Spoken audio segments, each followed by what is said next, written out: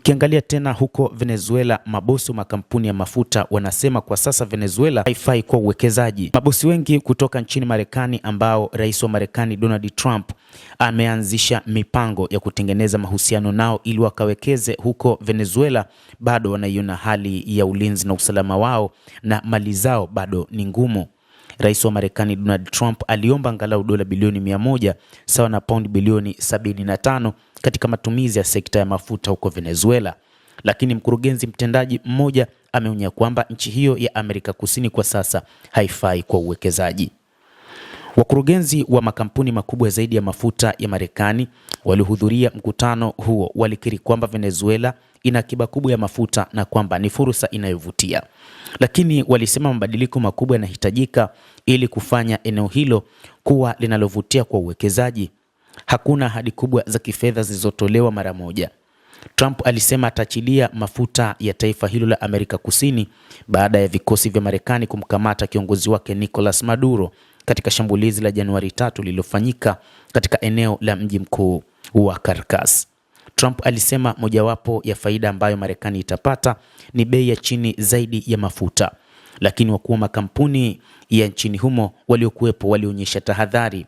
Afisa mkuu mtendaji wa Exxon, Darren Woods, alisema meli zetu zimekamatwa huko mara 2 na kurudi tena mara ya 3. Kuna hitaji mabadiliko makubwa kutokana na kile ambacho tumekiona kihistoria na kile ambacho kinaendelea kwa sasa. Kwa sasa eneo hili halifai kwa uwekezaji. Venezuela imekuwa na uhusiano mgumu na makampuni ya mafuta ya kimataifa hasa ya Marekani tangu mafuta yagundulike katika eneo hilo zaidi ya miaka 100 iliyopita. Hata hivyo, miaka ya 2000 utawala ambao uliingia madarakani katika mfumo wa kisosialisti uliamua kuingiza makampuni yote kuwa ya serikali, na kwamba makampuni mengi ya Marekani yalikosa faida lakini pia yalifukuzwa nchini humo, na ni kile ambacho kilitajwa kwamba ni mpango wa serikali mpya ulioingia madarakani wakati wa Hugo Chavez, moja kati ya viongozi ambao walikuja na mifumo mipya ya namna ya utawala nchini humo.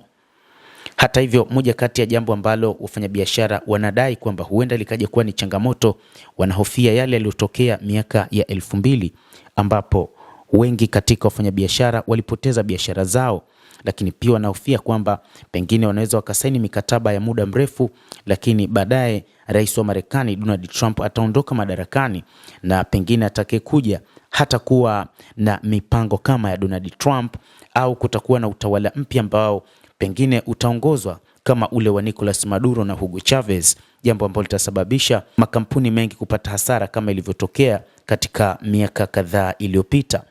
Basi mtazamaji, endelea kutufuatilia, lakini usisahau kulike, usisahau kucomment, kadhalika na kusubscribe channel yetu hii ili upate habari hizi kwa mapana hapa The World News. Mimi ni Adam Hussein. Endelea kuwa nasi wakati wote, endelea kutufuatilia. Utakuwa ukifahamu mengi ambayo yanajiri katika ulimwengu kupitia The World News.